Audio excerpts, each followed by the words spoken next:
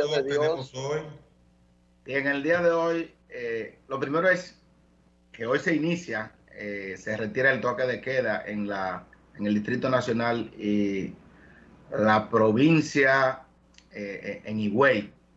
O sea que es bastante importante, una noticia alentadora y vamos a llamar la atención a la población de que no deben de descuidar las medidas de distanciamiento, el uso de mascarillas, porque el coronavirus no se ha ido. Simplemente son las provincias que tienen el más alto porcentaje de personas vacunadas y lógicamente más protegidas y por ende, pues libre de toque de queda desde el día de hoy.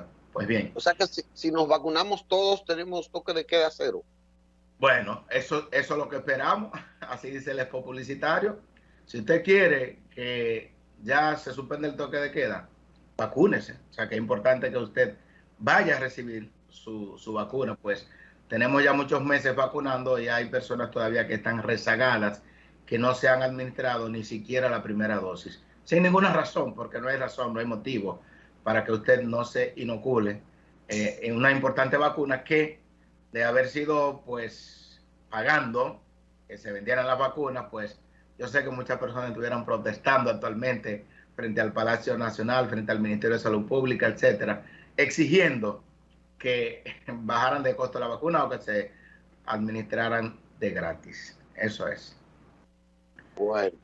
Y en el día de hoy tenemos un tema bastante importante y es sobre la polimedicación en ese paciente de la tercera edad.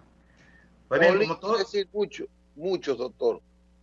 Poli mucho, correcto. Como ustedes saben, ya después de los 50, 60 o 65 años de edad, pues van surgiendo enfermedades en el paciente.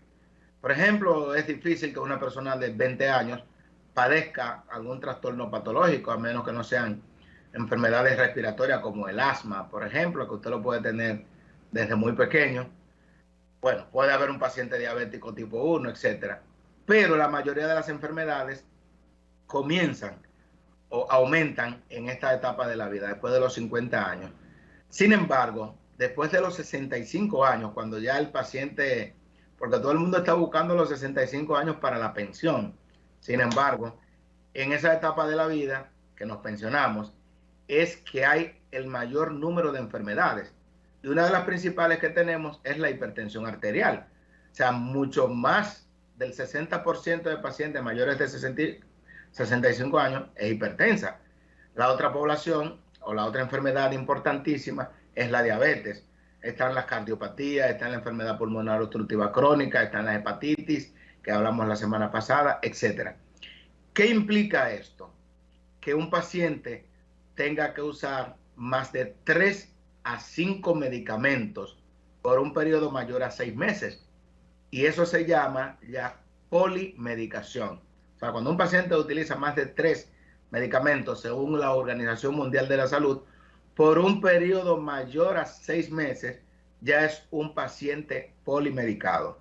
Sin embargo, en estudios realizados, estuve revisando los estudios españoles, uno que se hizo en el 2017, donde, evaluando a pacientes mayores de 65 años, el promedio de medicamentos utilizados por una persona era de 8. Usted se imagina, 8 píldoras, 8 medicamentos para un solo paciente. Se cansa, doctor, se cansa. Se cansa, muy interesante. Entonces, ¿qué trae como consecuencia esto? La polimedicación. Falta de adherencia al tratamiento. Falta, o sea, el paciente se cansa, pero también puede provocar otras situaciones bastante importantes y son las interacciones medicamentosas. Un medicamento interfiere con el efecto de otro, pero también pueden tener efectos tóxicos tanto para los riñones como para el hígado. O sea que hay medicamentos que son bastante nefrotóxicos, o sea, tóxicos para los riñones, y otros pueden ser hepatotóxicos, o sea, tóxicos para el hígado. Por ejemplo, tenemos pacientes que son hipertensos, utilizan 2 medicamentos o 3 para el manejo de hipertensión arterial, pero ese mismo paciente tiene una cardiopatía isquémica, ha tenido un infarto o una trombosis. A ese paciente se le agrega una estatina para el colesterol y triglicéridos, se le agrega un antiagregante plaquetario, el clopidogrel o la aspirina, y ese paciente tiene 4 o 5 medicamentos. Encima de eso, ese paciente es diabético, entonces se le administra insulina o se le administra un medicamento de hipoglicemiante oral y ya ese paciente tiene 6 a 7 medicamentos. ¿Qué ocurre? Que cada vez que ese paciente vaya a una sala de urgencias por alguna crisis que haya presentado, sea de diabetes, sea de hipertensión, o sea que le dolió el pecho, ese paciente sale con una receta. ¿Qué ocurre? En esa receta que le prescribieron en la emergencia, después que lo egresaron, que vieron que el paciente no amerita internamiento, posiblemente haya medicamentos que se repitan. Me explico. Que le haya indicado el médico algunos medicamentos que ya el paciente tiene, pero se lo indicó con otro nombre, y le dijo, tiene que usar ese medicamento porque a usted le dio principio de infarto, le dio principio de trombosis. Entonces el paciente lo compra. Entonces el paciente está utilizando medicamentos duplicados. Entonces puede tener interacción medicamentosa. Por ejemplo, la semana pasada me encontré con una paciente que estaba usando bisoprolol, un medicamento antihipertensivo de tipo beta bloqueante. Cuando digo, pero enséñeme todos los medicamentos que está usando, estaba utilizando atenolol, que es un medicamento también beta bloqueante de la misma familia. Que esos dos medicamentos pueden provocar un efecto importantísimo a nivel del corazón cuando se juntan, se unen, porque suman los efectos y puede provocarle una bradicardia, un bloqueo cardíaco. La paciente tenía ya 2 meses utilizando 2 medicamentos que hacen el mismo efecto. Tuvo suerte porque no presentó un bloqueo auriculoventricular. Pero esas son de las cosas que nosotros vemos a diario que ocurren. Otro es el caso, de otro paciente que encontré que estaba usando un medicamento llamado lisinopril, muy bueno para la presión, pero también estaba utilizando losartán. O sea, son 2 medicamentos que actuando por mecanismos de acción diferentes hacen el mismo trabajo, la misma función. Entonces, el paciente se le van sumando medicamentos cada vez que va a una sala de urgencia o cada vez que va a una consulta con un médico diferente, recibe una prescripción, lo usa, y ahí nosotros tenemos algunos que pedimos al paciente, porque yo soy una de las personas que le pide al paciente que cuando vaya a mi consulta lleve todos los medicamentos que está utilizando. ¿Cuál es el objetivo? Yo como médico, aunque tome un poquito más de tiempo, evitar la duplicidad de recetas. Y así el paciente tiene mejor apego a lo que es la terapeuta, el tratamiento, y el paciente posiblemente no abandone la medicación, porque he tenido pacientes que lo que hacen es que como son tantos medicamentos y me llevan una funda, una bolsa llena de medicamentos, mire doctor, todos esos son los medicamentos que he estado usando, pero yo no uso ninguno ya. Tengo una semana que no uso nada porque me estoy volviendo loco. Entonces, esas son las situaciones que se presentan. Doctor, bueno, yo le decía ahorita, perdóname, que eso hace que mucha gente deje de seguir un tratamiento y eso puede ser catastrófico. Y yo no sé cómo los médicos caen en esa. Dentro de ese plan. Yo conozco mucha gente que ha dejado. Yo no puedo beber tanto medicamento que le da un problema estomacal, que le da esto. Usted lo ha dicho ahora mismo. Usted lo ha dicho, que surte poco efecto, que le crea, a veces son psicológicos, pero le crea un trastorno extra al paciente. Sí, brevemente, hace unos meses encontré con una paciente que me llegó a la consulta con una presión sumamente baja, 80-40, 90-50, y cuando estuve revisando la terapéutica, la cantidad de medicamentos que me enseña la funda de medicamentos que estaba utilizando, era también esa misma situación. Estaba utilizando doble dosis de medicamentos, porque con un nombre estaba utilizando un medicamento y con otro nombre el mismo medicamento. Entonces, eso hace sinergismo. La paciente llegó a tener lo que se llama una insuficiencia renal aguda. La paciente llegó con 5 de creatinina Y era una paciente que decía, pero doctor, yo no puedo ingresarme para que me suban la presión, ¿qué voy a hacer?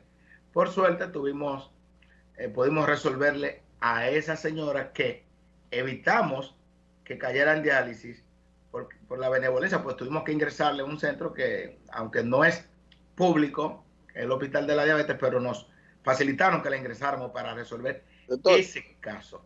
ese tema yo quiero que usted yo no sé si ahora usted puede, pero o que lo tome, porque ayer se presentó doña Josefa, siempre la ve los lunes, nos Okay. ve los lunes, y ella me dice que los médicos le han recetado 3 medicamentos diferentes para la presión, 3 diferentes.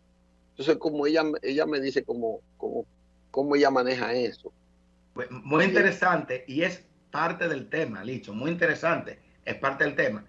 Por ejemplo, la hipertensión arterial estadio 1 se puede manejar con un solo medicamento perfectamente. Pero ya cuando un paciente tiene una hipertensión arterial estadio 2, ya esa paciente necesita 2 y hasta 3 medicamentos para manejo de la presión. ¿Por qué? Porque hay una hipertensión bastante resistente. ¿Y qué ocurre? Que cuando nosotros, en vez de agregarle otro medicamento al paciente, lo que hacemos es que aumentamos exageradamente la dosis de un medicamento y el paciente con un solo medicamento, pues ¿qué va a aparecer? Los efectos secundarios de ese medicamento. ¿Me explico? Por ejemplo, usted está usando, que ya lo voy a mencionar de nuevo, el lisinopril, 10 miligramos, perfectamente bien, 20 miligramos, bien, pero cuando lo aumentamos a 40 puede aumentar un efecto secundario muy importante que es la tos. Entonces ahí hay que suspender el medicamento. Amlodipina, 5 miligramos, perfecto. Cuando aumentamos a 10 miligramos, en muchos pacientes puede provocarle hinchazón de los pies, edema de miembros inferiores. Entonces, por eso, en muchos casos, tenemos que agregar medicamentos en vez de aumentar la dosis de ese medicamento. Lo ideal sería, en muchos casos, aumentar la dosis, así el paciente tiene un solo medicamento, pero hay ocasiones en que tenemos, para evitar los efectos secundarios, recuérdense que la mayoría, casi todos los medicamentos, usted va a ver en la receta que dice que pueden tener efectos secundarios. Y muchos de los efectos secundarios son dosis dependientes. Entonces, por eso a muchos pacientes se le agregan 3 medicamentos para la presión. ¿Y qué tan frecuente es esa situación en que un paciente ya de cierta edad que tenga una polimedicación indicada, por supuesto, por sus médicos o por su médico, entonces sea innecesario alguno de estos medicamentos? ¿Cuán común es esto? Sí, es muy común, es muy común. Por ejemplo, está bien, y hemos dicho que el paciente tiene muchas patologías, tiene que usar medicamentos para cada patología. Pero entonces por ahí vienen otros medicamentos que el paciente compra sin ser indicado y eso perjudica la adhesión al tratamiento. Por ejemplo, muchos de los pacientes, por su propia cuenta, consumen o compran, por ejemplo, omeprazol, vamos a suponer. Si usted no está utilizando un medicamento que le provoque malestar gástrico, usted no tiene por qué usar omeprazol por 1 año, por 5 años. Yo conozco gente que tienen 10 años usando inhibidor de bomba de protones sin ninguna necesidad. Entonces, coma de forma adecuada, evite los ácidos y así usted se está quitando un medicamento que es innecesario. La gente no quiere soportar un dolor. Entonces, por todo, yo veo pacientes que usan calmantes todos los días. Entonces, por eso hemos tenido pacientes con insuficiencia renal crónica. O sea, no es que en el siglo XXI tenemos que estar aguantando dolor, pero no se automedique, porque eso es una de las causas principales de la polimedicación, porque usted tiene los medicamentos que le indicó su médico, que por eso es importante, y volvemos a hablar de la atención primaria. Ese médico primario, ese médico de atención primaria, que es el que debe de tener un grupo de pacientes, como ya hemos hablado, se debe de encargar de revisar la terapeuta de los medicamentos que utiliza ese paciente y decir, mira, pero aquí hay un medicamento que está duplicado, que está sobrando. Tú no necesitas este medicamento actualmente. Ese te lo indicaron solamente por 2 semanas, pero el paciente le indica un medicamento por 2 semanas y continúa utilizándolo por 3 a 6 meses. Por ejemplo, las vitaminas, que sale mucho a relucir en los estudios. Mucha gente toma vitamina A, D indefinidamente y son vitaminas que se acumulan.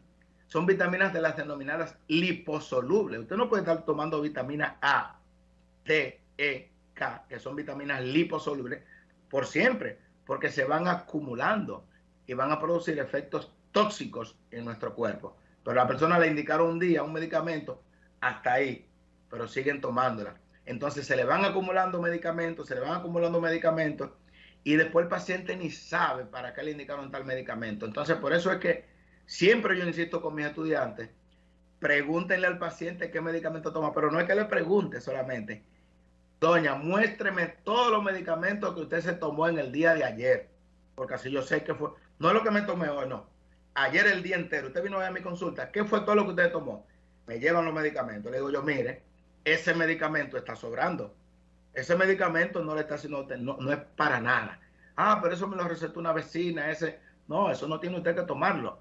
Entonces ahí le vamos quitando medicamentos a los pacientes, le vamos arreglando, como diríamos, la receta a un paciente.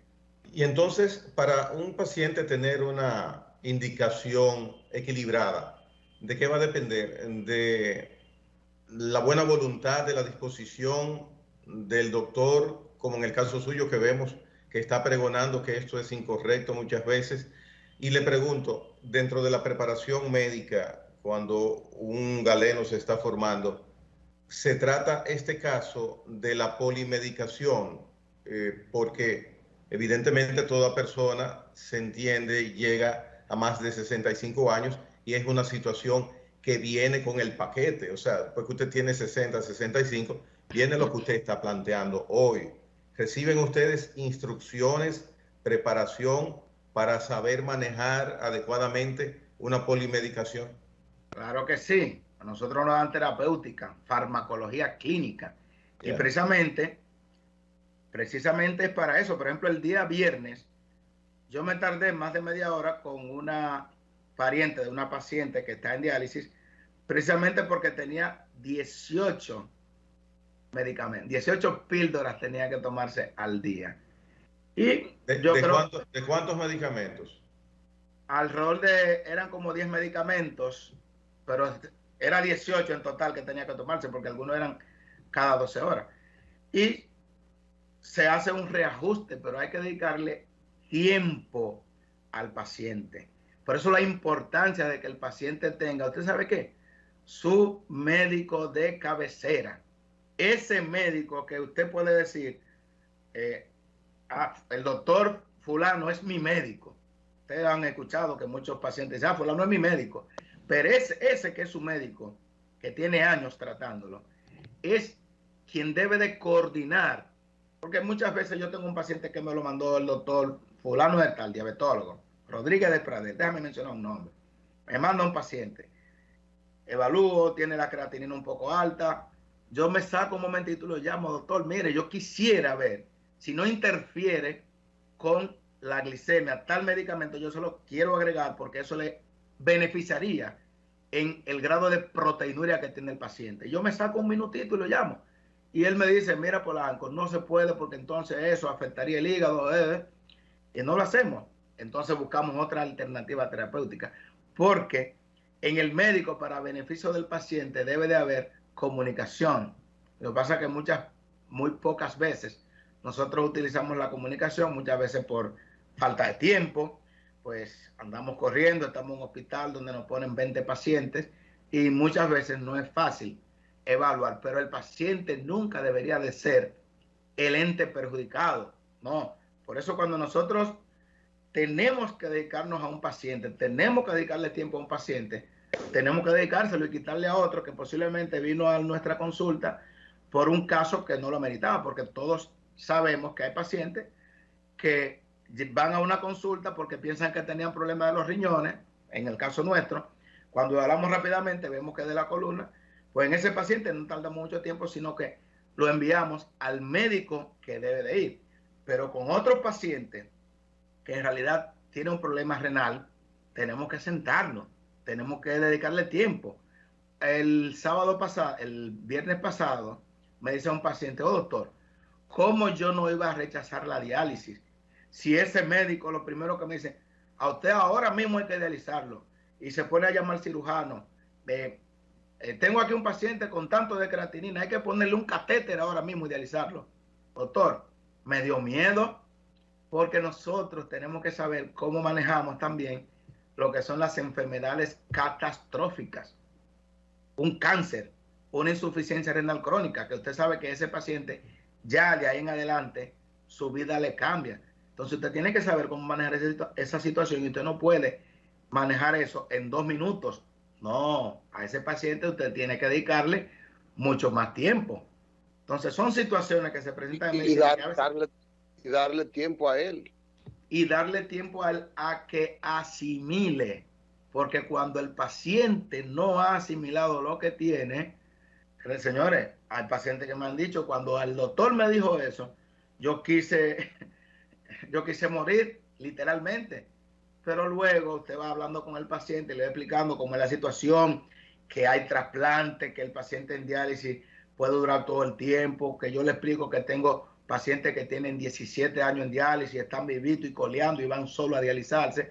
Ya el paciente va asumiendo. O sea que nosotros tenemos que saber cómo manejar las diferentes situaciones clínicas. ¿Para qué? Para que ese paciente tenga más confianza en nosotros. Ocurre, colegas, que muchos de los pacientes que van a nuestra consulta tienen miedo de explicarle al médico lo que sienten. Tienen miedo de explicarle al médico que tienen tantos medicamentos y quisieran ver cómo deshacerse de ellos. Porque el médico muchas veces, wow, no estoy criticando a nuestro colega, pero a veces nos creemos los superdotados. Y está bien, en nuestra área lo somos posiblemente. Pero lo primero que está es el paciente. O sea, el paciente es el centro del universo. Nosotros no debemos a quién, al paciente. Entonces, ese paciente nosotros tenemos que tratarlo de forma delicada, como un cristal. Debemos de tratarlo con toda la delicadeza posible, de modo que el paciente salga con la menor cantidad de dudas posibles. Muchas veces yo ando un poquito rápido y me quieren enseñar unos análisis. Yo digo, mira, ahora mismo yo no puedo dedicarte el tiempo que amerita por tu situación. Vamos a una consulta mañana que yo me voy a dedicar para ti, porque nosotros tenemos que tener respeto con ese tiempo del paciente, para que el paciente no salga con tantas dudas de esos consultorios, porque muchas veces el paciente entra preocupado al consultorio y sale doblemente preocupado. Y entonces, ¿qué fue lo que pasó? Salió gritando de la consulta. No digo que no me ha pasado, porque me ha pasado que pacientes han salido de mi consulta llorando. Yo lo he entendido y hasta lo he mandado a buscar y he ido detrás de ellos para ver qué fue lo que no entendió ese paciente de la explicación que le dimos. O sea que tenemos que también ponernos del otro lado del paciente, de aquel lado del escritorio, para sentir lo que puede sentir ese paciente cuando le estamos dando una mala noticia. Y hay casos que sí, que la polimedicación es completamente necesaria y bien indicada. Claro que sí. Hay casos, como dijimos, que el paciente, como es hipertenso, como es diabético, como tiene hipercolesterolemia, es cardiópata, usted va a ver ese paciente que tiene 14 medicamentos. Sí, hay casos en que sí. Por eso es importante nosotros revisar cada medicamento ya. Por ejemplo, en el caso de la insuficiencia renal crónica, de ese paciente que se dializa con nosotros, el nefrólogo tiene el control prácticamente de todos los medicamentos. Lo mandamos al cardiólogo, pero luego revisamos las prescripciones del cardiólogo. Y en muchas ocasiones le decimos, pero mire, este medicamento te aumenta mucho el potasio. Nos comunicamos con el cardiólogo, le decimos, mire, este medicamento él no lo puede usar, porque una hiperpotasemia severa se va a llevar a este paciente y lo queremos vivo.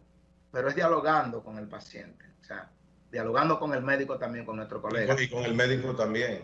Claro que nuestro colega no es nuestro enemigo. A veces pensamos que, no puedo llamar a mi colega porque se va a sentir mal. No, mi médico es mi amigo. ¿Para beneficio de quién? de ese paciente, que es el centro del universo. Doctor, y los médicos, porque no lo vamos a tomar a usted como referencia porque usted es un didáctico y normalmente toma las previsiones de que los procedimientos médicos usted los cumple a cabalidad por lo que vemos y conocemos. Tratamos Ahora, de cumplirlo, tratamos. Mire, y en la práctica, ¿cuál es la realidad de esta comunicación recíproca entre médicos que atienden a un paciente en particular? Debería de aumentarse. Yo me siento bastante bien cuando algunos médicos me mandan una nota, le enviamos al paciente fulano de tal porque tiene la creatinina en 1.5 y queremos hacerle una tomografía contrastada. Atentamente, fulano de tal. Wow, qué bien se siente uno. Entonces yo les mando la nota. Este paciente actualmente no se le puede realizar por esto, esto y esto. Y después hasta nos comunicamos y todo. Y bastante bien. Vamos a darle tal medicamento y revisaremos en un mes, por ejemplo. O sea, tenemos que sacar tiempo para ese paciente. Tenemos que beneficiar al paciente. Porque de lo contrario vamos a tener más complicaciones en los pacientes, más pacientes crónicos, más pacientes con insuficiencia renal, lamentablemente por la polimedicación. O sea que es bastante importante esa interacción del médico paciente y del médico con el otro médico. Bastante importante. Mire, usted mencionaba, doctor, los protectores estomacales. Sí. Por lógica, una persona que tenga un tratamiento con varios medicamentos dice, bueno, tantos químicos me va a hacer daño al estómago. Y por ahí viene, vamos a usar el que usted mencionó o el Nexium, que hace mucha publicidad ese. Sí, y uno sí. lo quisiera tomar eso, por ejemplo, como un refresco. Esa parte, también esos protectores estomacales, debe el paciente tener la precaución de protegerse. Claro, mire una cosa. Hay medicamentos que se absorben a un pH gástrico ácido. Cuando usted le da un medicamento protector gástrico o inhibidor de bomba de protones, como le llamamos, ese pH del estómago se va a alcalinizar. Entonces, ¿qué va a traer como consecuencia? Una disminución de la absorción de ese medicamento. Entonces, por eso es que decimos ahorita que hay medicamentos que interactúan con otros. Entonces, si usted usa los medicamentos de la presión, por ejemplo, los medicamentos de la presión no producen, salvo raras excepciones, malestar gástrico, a menos que usted no tenga una úlcera o una gastritis. De los medicamentos antidiabéticos orales, sí hay algunos que nosotros conocemos que pueden provocarlo, pero no son todos. De los medicamentos para el corazón, la mayoría no provocan malestar gástrico. Bueno, todo el mundo sabe que la aspirina podría provocarte, pero está el clopidogrel, por ejemplo, que no te va a producir malestar gástrico. De modo que hay una serie de medicamentos que usted lo puede utilizar tranquilamente y usted note que no le provoca ningún malestar gástrico y van a tener una mejor absorción intestinal cuando usted se lo toma sin utilizar el inhibidor de bomba de protones que va a alcalinizar el pH, y esos medicamentos se absorben con un pH ácido, así como vino el estómago de forma natural, que si usted lo alcaliniza va a bloquear su absorción. Entonces, por eso es importante nosotros utilizar los medicamentos que fueron prescritos por el médico y decirle siempre al médico, mira, yo estoy utilizando tales medicamentos, para que el médico entonces tome en cuenta que no te va a duplicar una receta. Ya, o sea que medicarse con el protector de estomacal no es correcto, automedicarse. Por otro lado, ya, para que no se me quede esto, casi siempre cuando un paciente nos llega a la emergencia con una crisis hipertensiva, una presión 200/120, en el área de urgencias no le preguntamos casi al paciente qué fue lo que pasó, por qué le subió la presión, entonces le prescribimos otro medicamento. Ocurre con mucha frecuencia que ese paciente tiene una crisis hipertensiva porque tenía varios días sin utilizar el medicamento, simplemente lo había dejado y usted se lo cambió por otro. Un paciente que tenía 5 años utilizando un medicamento, losartán por ejemplo, y tenía 4 o 5 días que no lo estaba utilizando, pues se le olvidó porque estaba en un risor o por lo que sea, llegó por una crisis hipertensiva, le cambiaron los medicamentos. Señores, vamos a investigar qué fue lo que pasó, porque así mismo como un paciente diabético se descompensa cuando deja la insulina, así mismo un paciente hipertenso también se va a descompensar cuando deja de tomar su medicamento antihipertensivo por 2 o 3 días. Ustedes saben que muchos pacientes a veces salen de fin de semana, viernes, sábado, domingo, y se le olvidaron los medicamentos. Entonces el lunes llega con dolorcito de cabeza, lo llevan a una emergencia a presión alta, otro medicamento. Señores, tenía 3 días que no usaba los medicamentos. Vamos a bajarle un poquito la presión y vamos a que inicie de nuevo sus medicamentos y vamos a ver cómo le va. Y no tiene que hacer gastos innecesarios. Y tener esos medicamentos que posiblemente lo que tenía era una semana que lo había comprado y ya el paciente lo guarda y eso forma parte de su arsenal de medicamentos, como nosotros vemos a diario. Pacientes que tienen fundas enteras de medicamentos.